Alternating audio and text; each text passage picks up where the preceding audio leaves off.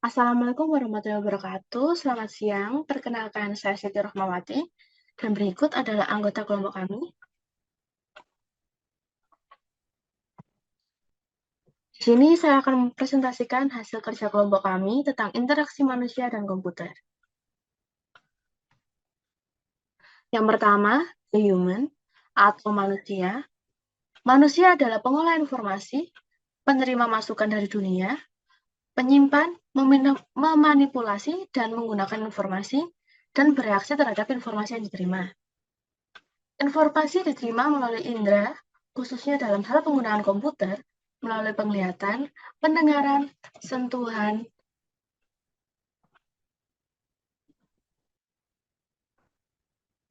disimpan dalam memori, baik sementara dalam memori sensorik.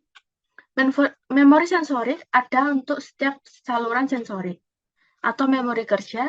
Memori jangka pendek atau memori kerja bertindak sebagai scratchpad untuk mengingat kembali sesuatu yang bersifat sementara. Dan atau disimpan di memori jangka panjang, atau memori permanen. Sumber daya utama kita menyimpan informasi faktual, pengetahuan berdasarkan pengalaman, aturan prosedural perilaku pada kenyataan, dan segala sesuatu yang kita ketahui. Pemahaman tentang kemampuan dan keterbatasan manusia sebagai pengolah informasi dapat membantu kita merancang sistem interaktif yang mendukung kemampuan dan keterbatasan manusia, dan yang terakhir, mengkompensasi. Prinsip pedoman dan model yang bisa berasal dari psikologi kognitif dan teknik yang disediakannya merupakan alat yang sangat berharga bagi perancang sistem informatif. Bagi perancang sistem interaktif.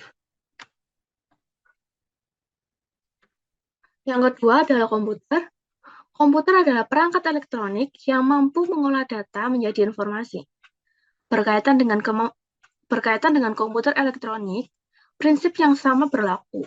Interaksi adalah proses transfer informasi dari pengguna ke komputer dan dari komputer ke pengguna. Pada komputer, ada beberapa perangkat. Yang pertama, perangkat masuk teks. Sarana yang paling jelas untuk memasukkan teks adalah papan ketik biasa. Pengenalan tulisan tangan dan ucapan menawarkan alternatif yang lebih radikal. Inti dari sebagian besar sistem komputasi modern adalah kemampuan untuk menunjuk sesuatu di layar dan dengan demikian memanipulasinya atau menjalankan suatu fungsi. Yang kedua adalah perangkat tampilan. Sebagian besar sistem komputer interaktif tidak akan terpikirkan tanpa semacam tampilan layar.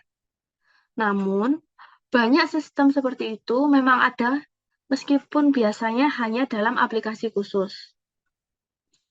Yang ketiga, perangkat untuk realitas virtual dan interaksi 3D. Sistem realitas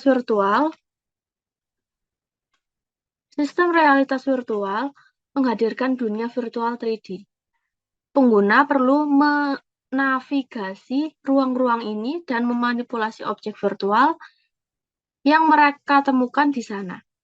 Navigasi bukan sekedar soal berpindah ke lokasi tertentu, tetapi juga memilih orientasi tertentu.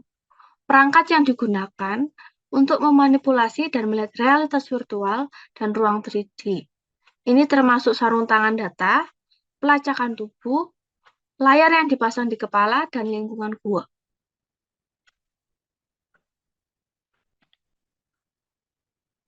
Kontrol fisik, sensor, dan perangkat khusus. Keyboard, mouse, dan layar sistem komputer tradisional tidak relevan atau tidak mungkin digunakan dalam aplikasi yang sekarang menggunakan komputer seperti TV interaktif, sistem navigasi dalam mobil, atau hiburan pribadi.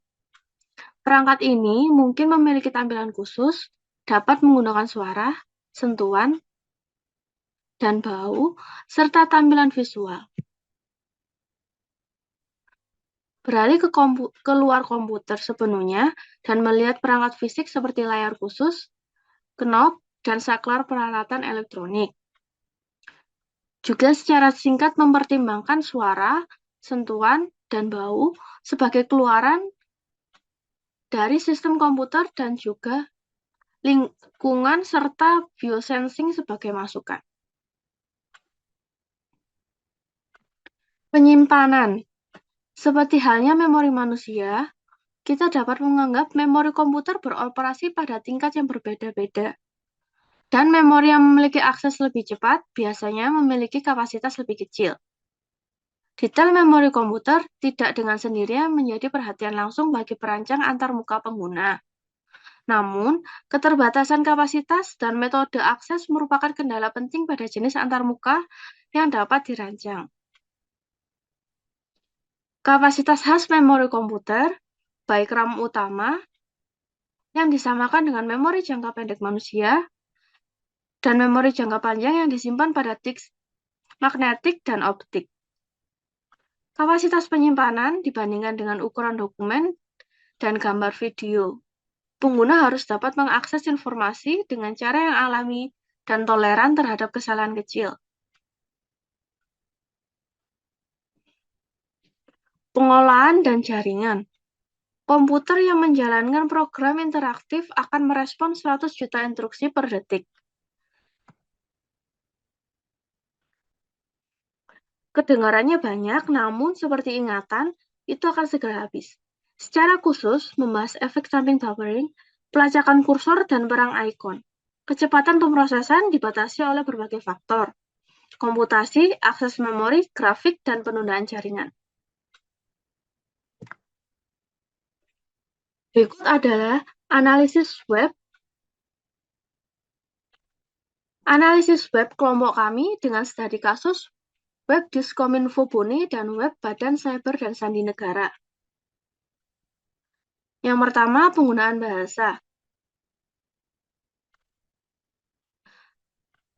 Pada web Diskominfo Bone dan web Badan Cyber dan Sandi Negara menggunakan bahasa Indonesia sehingga mempermudah pengguna saat mengakses layanan dari website-website tersebut.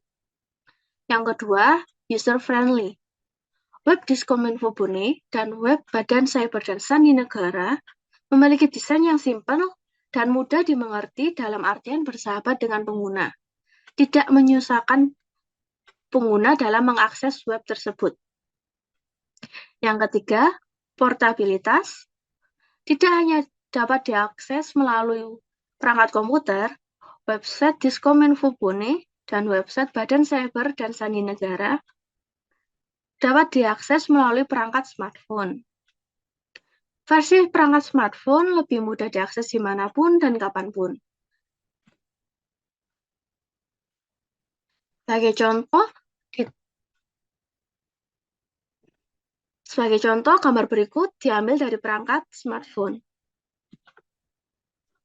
Web Diskominfo Bone dan web Badan Cyber dan Sandi Negara dapat berpindah dari lingkungan satu ke lingkungan yang lain secara software dengan perangkat sistem operasi yang berbeda, Windows dan Android. Web Diskominfo Bone tidak mengurangi fitur-fitur yang ada pada website tersebut saat diakses melalui smartphone. Sedangkan website Badan Cyber dan Sandi Negara pada bagian Select Page tidak bisa dipilih saat diakses melalui smartphone. Berikut adalah tampilan website Badan Cyber dan Sandi Negara melalui perangkat komputer. Dan website Diskominfo Bone melalui perangkat komputer. Oke, baik. Perkenalkan, nama saya Agni Tiara Manungkil dengan NIM 220101010041. Saya akan mempresentasikan bagian bab 3, yaitu tentang interaksi. Nah, dalam bab ini membahas tentang bagaimana pengguna atau manusia menggunakan komputer sebagai alat untuk melakukan tugas dan cara pengguna berkomunikasi dengan sistem. Di bab ini juga Akan dibahas tentang interaksi antara pengguna dan sistem, termasuk model interaksi, isu fisik, sosial, dan organisasi yang menyediakan konteksnya, serta gaya interaksi yang digunakan dan seberapa baik mereka mendukung pengguna. Nah, untuk model interaksi dapat membantu memahami interaksi dan mengidentifikasi kemungkinan kesulitan. Model interaksi Norman adalah yang paling berpengaruh, diikuti oleh model lain yang memperluas gagasannya.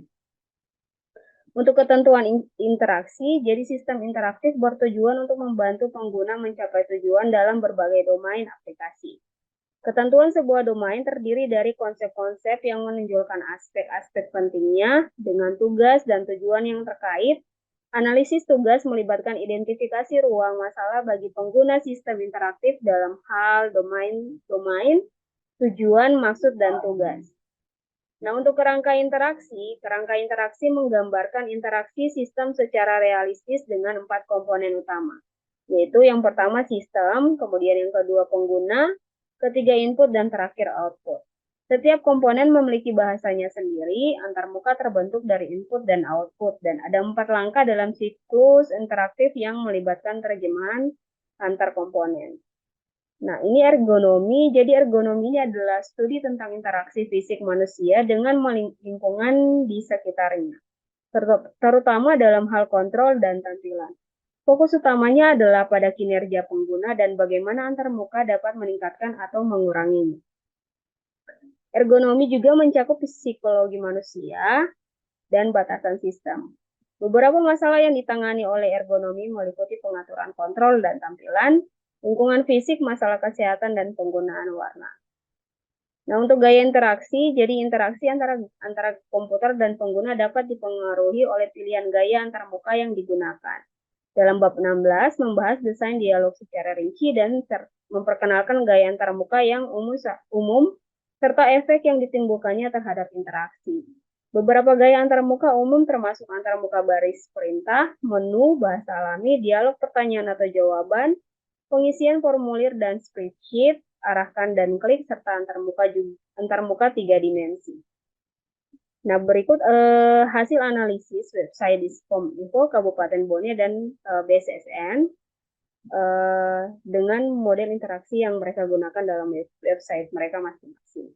Nah, untuk model interaksi web BSSN yang mereka gunakan yaitu melakukan laporan kejahatan cyber. Jika pengguna menjadi korban kejahatan cyber atau menemukan adanya aktivitas mencurigakan di dunia maya, pengguna dapat melaporkannya melalui website resmi BSSN.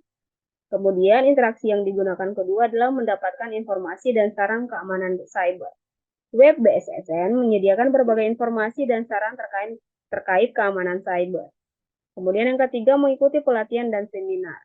Jadi BSSN juga menyelenggarakan pelatihan dan seminar terkait keamanan cyber. Pengguna dapat mengikuti acara-acara tersebut untuk memperluas pengetahuan dan keterampilan dalam menghadapi ancaman cyber. Nah, yang keempat, mengajukan pertanyaan atau konsultasi. Jadi, jika pengguna memiliki pertanyaan atau butuh konsultasi terkait keamanan cyber, dapat menghubungi BSSN melalui situs web BSSN.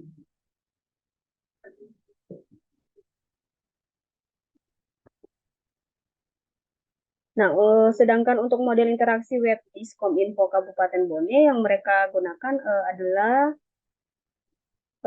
yang pertama pencarian informasi. Jadi pengguna dapat menggunakan fitur pencarian di web Diskominfo untuk mencari informasi terkait kebijakan, regulasi, program, dan layanan yang disediakan oleh Kementerian Komunikasi dan Informasi. Kemudian ada pengajuan pengaduan. Jadi jika pengguna memiliki keluhan atau masalah terkait layanan yang disediakan, pengguna dapat menggunakan fitur pengaduan yang tersedia di web Diskominfo. Terus yang ketiga, permohonan izin dan registrasi. Jadi web Diskominfo juga menyediakan berita dan publikasi. Jadi bagi pengguna yang membutuhkan izin atau registrasi terkait sektor komunikasi dan informatika, dapat menghubungi web Diskominfo yang sudah tersedia. Kemudian yang keempat, publikasi dan berita. Jadi di web Diskominfo juga menyediakan berita dan publikasi terkait perkembangan terbaru di sektor komunikasi dan informatika. Terus yang kelima, kontak dan konsultasi. Nah, jika pengguna ingin menghubungi atau berkonsultasi dengan Kementerian Komunikasi dan Informatika, web Diskominfo menyediakan informasi kontak yang dapat digunakan. Nah, sekian untuk model interaksi yang digunakan dalam web Diskominfo dan BSSN. Nah, untuk ketentuan interaksi dalam web tersebut, jadi untuk web Diskominfo Kabupaten Bone, ketentuan interaksi dengan web masing-masing dapat sesuai dengan hukum yang berlaku atau aturan yang berlaku serta sesuai dengan kebutuhan pengguna. Oke, sekian untuk presentasi bab 3. Saya silakan untuk teman yang lain melanjutkan presentasi bab 4. Terima kasih. Baik, saya Dea Silviana Suyoso Putri. Di sini saya akan menjelaskan bab 4, yaitu adalah paradigma. Di sini kita telah melihat bahwa sejarah komputasi penuh dengan contoh-contoh wawasan kreatif tentang bagaimana interaksi antar manusia dan komputer dapat ditingkatkan. Nah, meski kita berharap tidak akan pernah menggantikan masukan kreativitas dalam desain sistem interaktif, kita masih ingin memaksimalkan manfaat dari satu ide bagus dengan mengulangi manfaatnya dalam banyak desain lainnya. Masalah dengan paradigma ini adalah bahwa paradigma ini jarang didefinisikan dengan baik, tidak selalu jelas bagaimana mereka mendukung pengguna dalam menyelesaikan berbagai tugas. Akibatnya, sangat mungkin bahwa penggunaan berbagai paradigma secara berulang-ulang tidak akan menghasilkan desain sistem yang lebih berguna. Penurunan prinsip-prinsip dan model teoritis untuk interaksi seringkali muncul karena adanya kebutuhan untuk menjelaskan mengapa suatu paradigma berhasil dan kapan tidak. Nah, prinsip-prinsip dapat memberikan pengulangan yang tidak dapat diberikan oleh paradigma itu sendiri. Namun, dalam mendefinisikan prinsip-prinsip ini, terlalu mudah untuk memberikan definisi umum dan abstrak yang tidak terlalu membantu perancang. Oleh karena itu, masa depan desain sistem interaktif bergantung pada pendekatan yang saling melengkapi. Kreativitas yang memunculkan paradigma baru harus diperkuat dengan pengembangan teori yang menyediakan prinsip-prinsip untuk mendukung paradigma tersebut dalam penerapannya yang berulang-ulang. Itu untuk dari paradigma, kemudian saya lanjutkan bab 5, yaitu Interaction Design Basis. Jadi apa itu desain? Definisi yang sederhana adalah mencapai tujuan dalam batasan-batasan yang definisi ini tidak mencakup semua hal tentang desain, namun membantu kita untuk memfokuskan diri pada hal-hal tertentu. Nah, untuk interaksi manusia-komputer, bahan yang jelas adalah manusia dan komputer. Itulah yang harus kita lakukan. Jadi memahami komputer, keterbatasan, kapasitas, alat, platform. Yang kedua ada memahami manusia, aspek psikolog, sosial, dan kesalahan manusia. Nah, dalam bab ini kita akan membahas tentang desain interaksi. Perhatikan bahwa kita tidak hanya berpikir tentang desain sistem interaktif, tetapi juga tentang interaksi itu sendiri. Alat ini terhubung ke listrik dan sulit untuk dipindahkan. Jadi ketika akan menjepret kertas menjadi satu, harus pergi ke staples. Nah, seperti itu. Jadi, desain interaksi itu bukan hanya tentang artefak yang dihasilkan. Apakah itu perangkat fisik atau program komputer, tetapi juga tentang memahami dan memilih bagaimana hal tersebut akan mempengaruhi cara orang bekerja. Selain itu, artefak yang kita berikan kepada orang-orang tidak hanya perangkat dan program ini, tetapi juga manual, tutorial, sistem bantuan online. Dan dalam beberapa kasus, kita mungkin menyadari bahwa tidak ada sistem tambahan yang diperlukan sama sekali. Kita mungkin hanya menyarankan cara yang berbeda untuk menggunakan alat yang ada. Nah, ada aturan emas dalam mendesain yaitu dari pemahaman yang kita butuhkan tentang keadaan dan konteks dari masalah desain tertentu. Desain yang kita hasilkan mungkin berbeda, namun sering kali bahan bakunya sama. Hal ini membawa kita pada aturan emas desain, yaitu pahami bahan Anda. Dalam kasus desain fisik, hal ini sudah jelas untuk interaksi manusia komputer. Bahan yang jelas adalah manusia dan komputer. Sekian dari saya untuk materi bab 4 dan bab 5.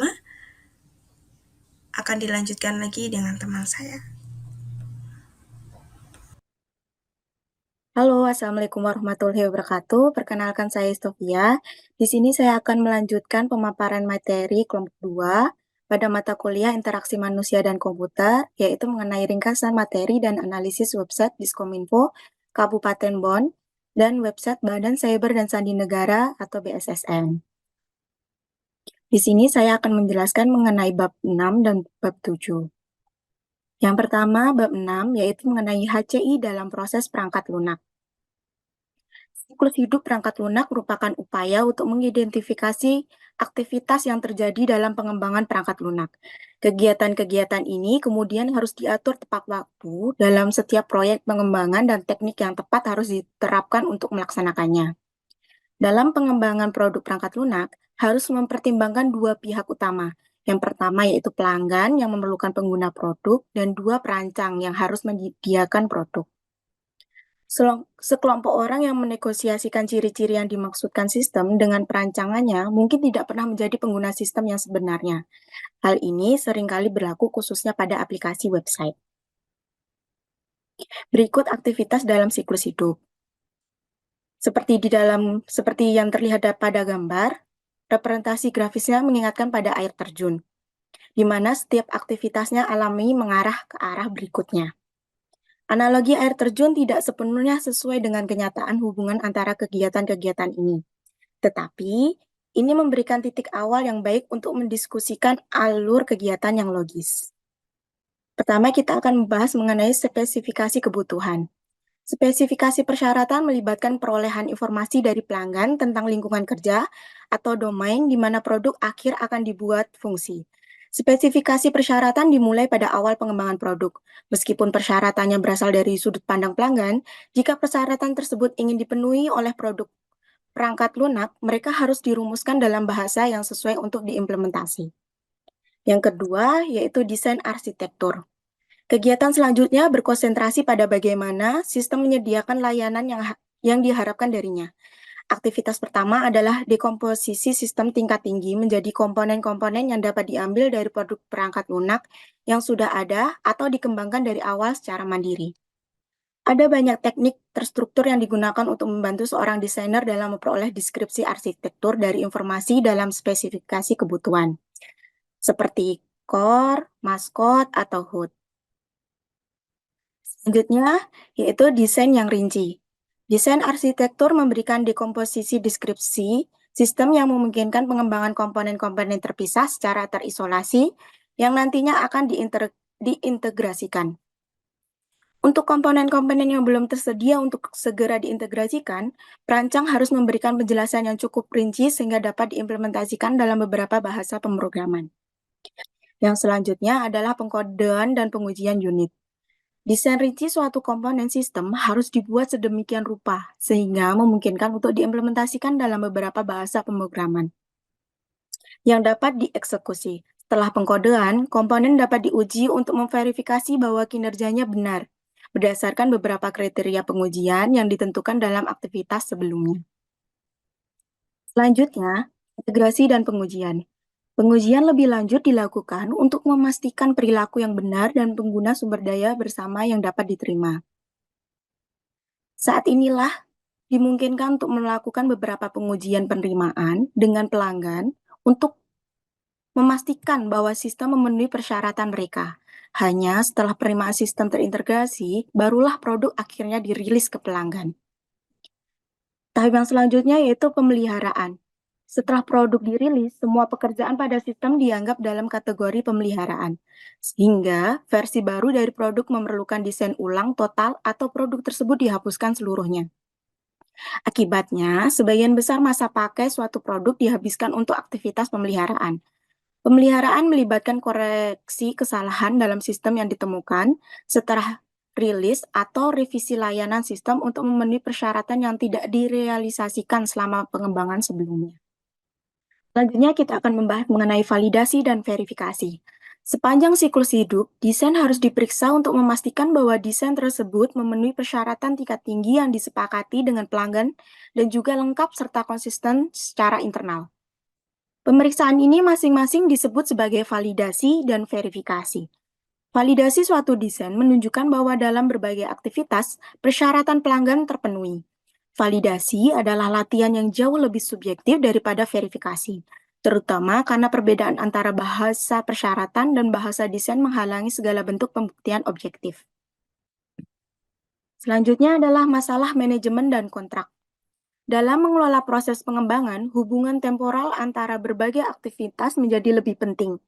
Begitu pula hasil antara yang mewakili konten teknis yang harus ditunjukkan oleh perancang kepada pelanggan bahwa kemajuan itu sedang dicapai.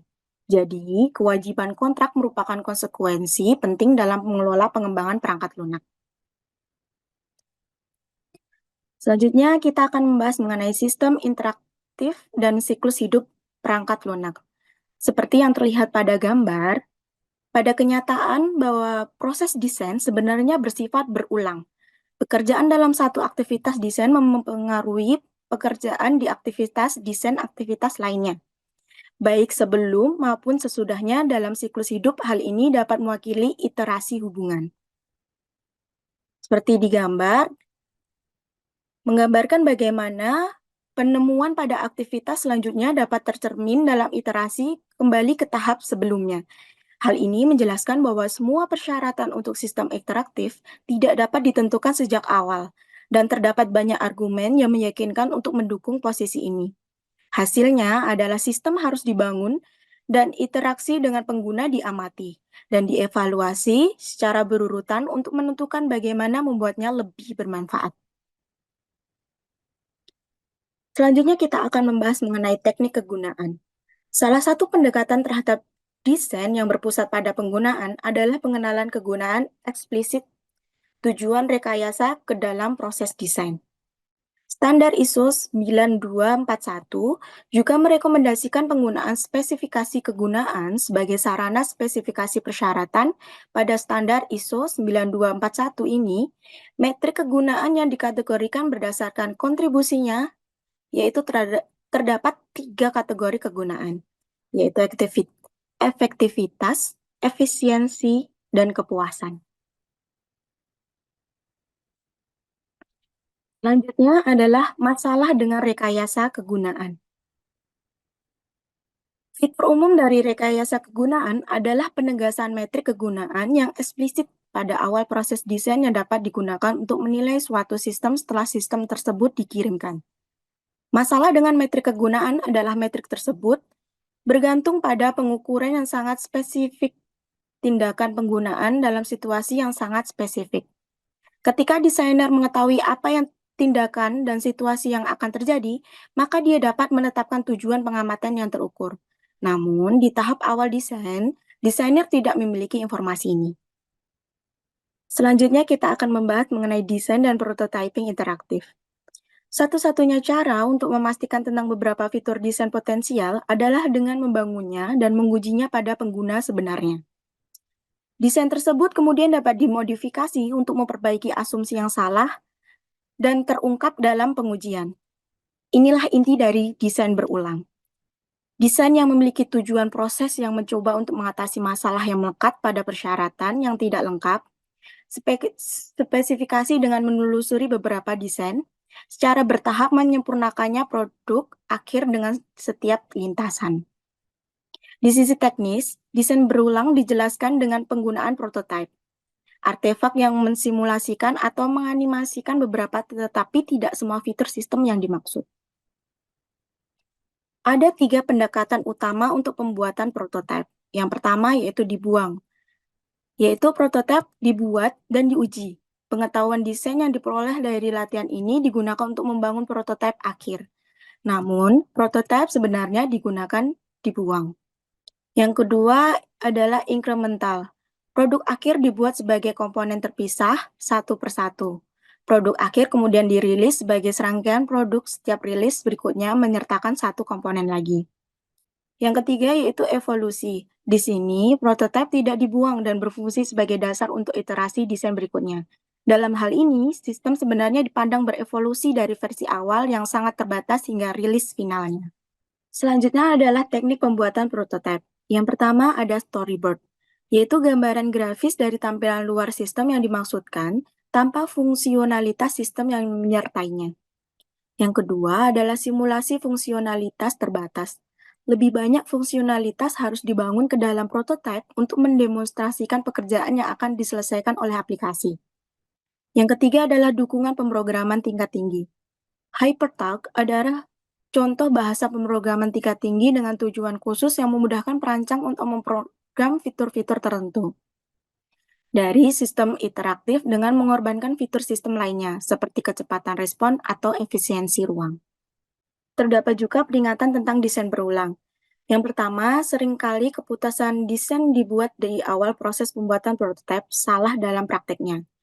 Yang kedua, dalam proses evaluasi, potensi masalah kegunaan didiagnosa penting untuk memahami penyebab masalahnya dan bukan sekedar mendeteksi gejalanya.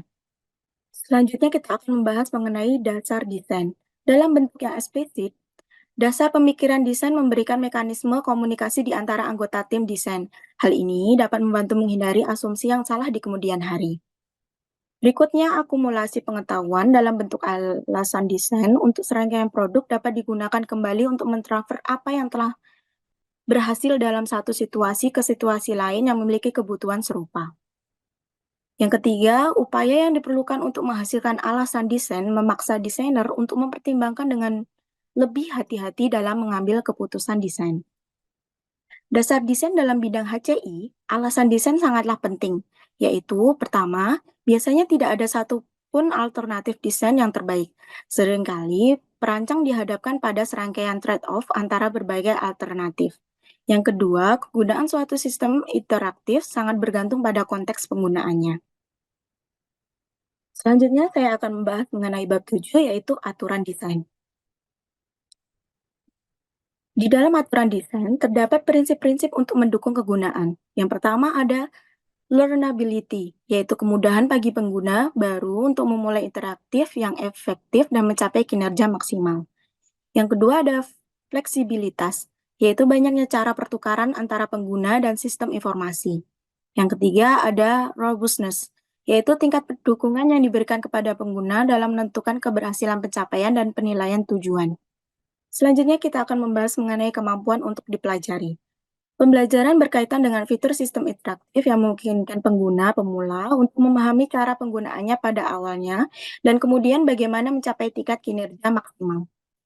Yang pertama, ada prediktabilitas. Prediktabilitas sistem interaktif berarti bahwa pengetahuan pengguna tentang riwayat interaksi cukup untuk menentukan hasil interaksinya di masa depan dengannya. Yang kedua, yaitu kemampuan sintesis. Ketika suatu operasi mengubah beberapa aspek keadaan internal, perubahan tersebut harus dilihat oleh pengguna. Yang ketiga, yaitu keakraban. Pengguna baru suatu sistem membawa serta banyak pengalaman di sejumlah besar domain aplikasi. Pengalaman ini diperoleh baik melalui interaksi di dalam dunia nyata dan melalui interaksi dengan sistem komputer lain. Yang keempat, yaitu ada generalisasi. Pengguna seringkali mencoba memperluas pengetahuan mereka tentang perilaku interaksi tertentu ke dalam situasi yang serupa, tetapi belum pernah ditemui sebelumnya. Yang terakhir, ada konsistensi. Konsistensi berkaitan dengan kesamaan perilaku yang timbul dari situasi serupa atau tujuan tugas serupa. Konsistensi mungkin merupakan prinsip yang paling banyak disebutkan dalam literatif tentang desain antarmitra pengguna. Selanjutnya kita akan membahas mengenai fleksibilitas. Fleksibilitas mengacu pada banyaknya cara di mana pengguna akhir dan sistem bertukar informasi. Yang pertama ada inisiatif dialog. Ketika mempertimbangkan interaksi antara pengguna dan sistem sebagai dialog antar mitra, penting untuk mempertimbangkan mitra mana yang memiliki inisiatif dalam percakapan tersebut.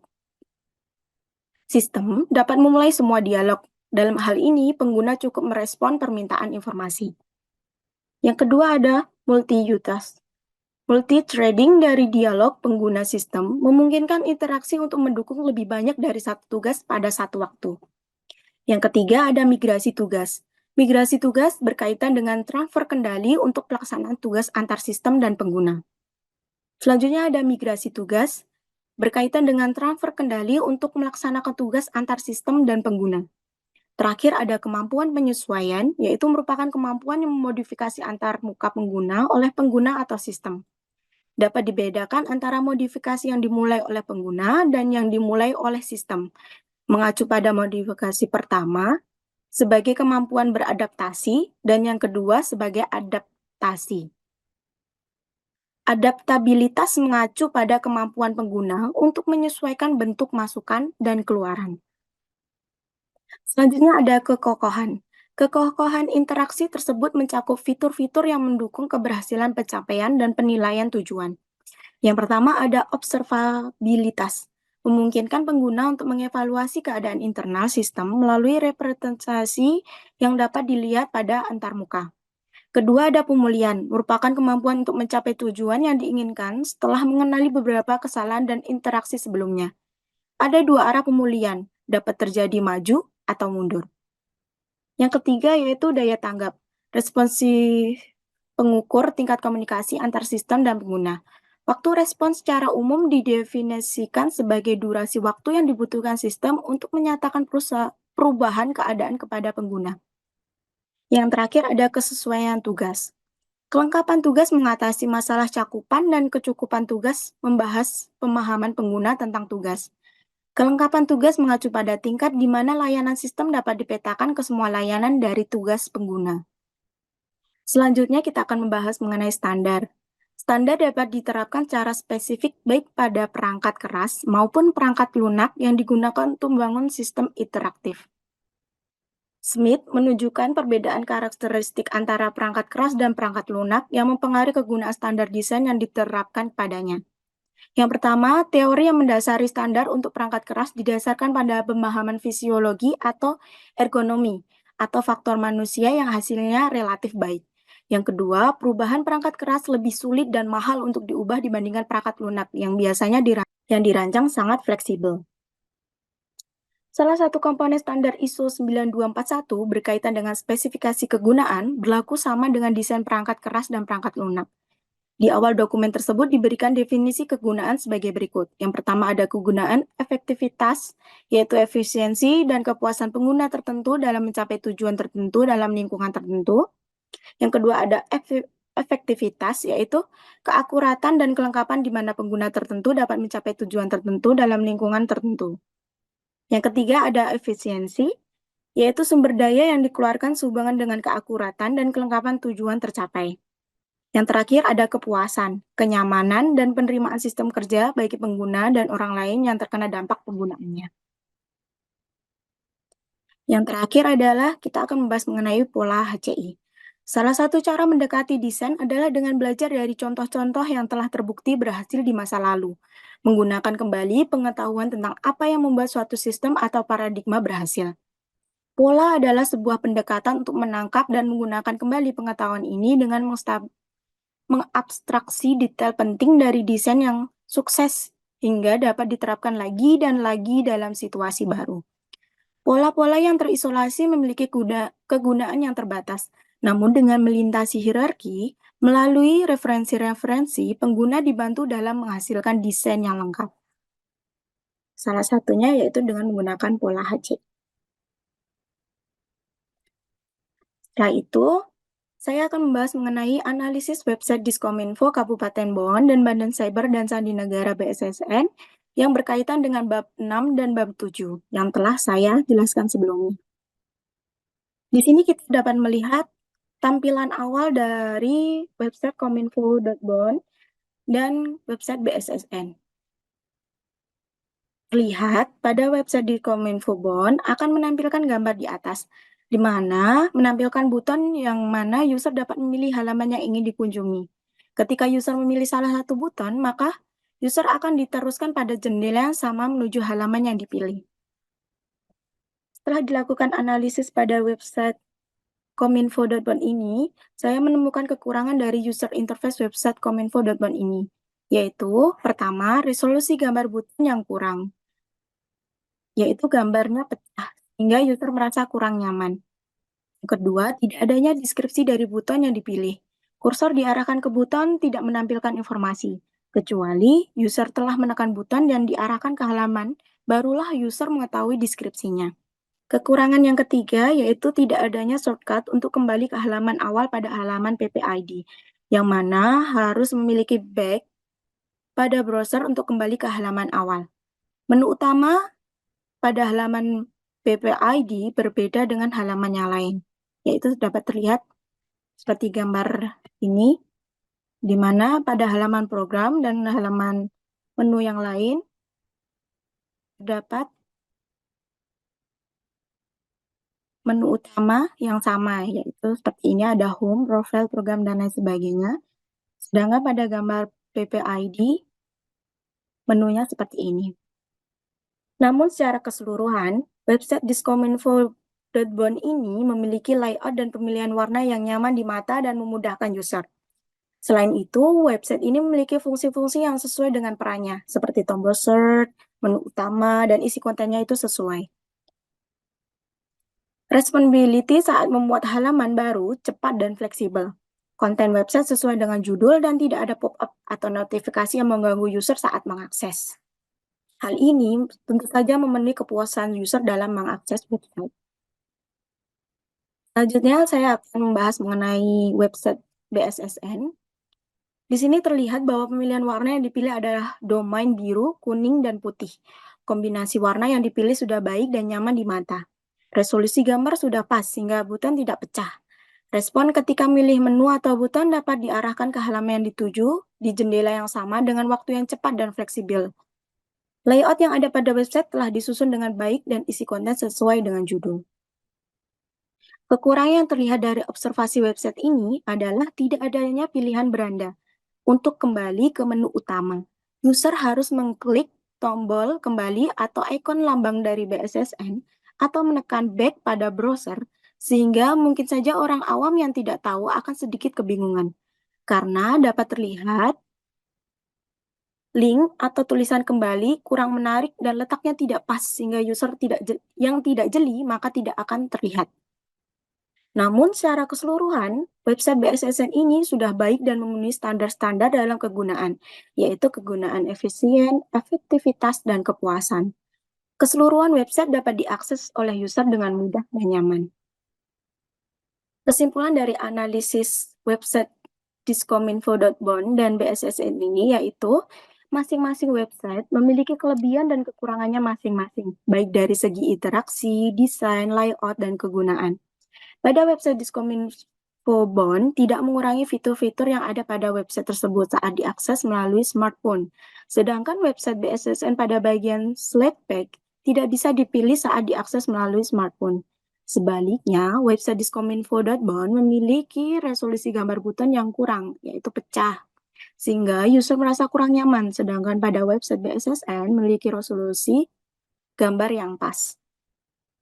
Kekurangannya yang ditemukan pada analisis kedua website dapat menjadikan saran dan masukan kepada desainer website untuk dapat mengembangkan website perusahaan atau instansinya menjadi lebih baik lagi.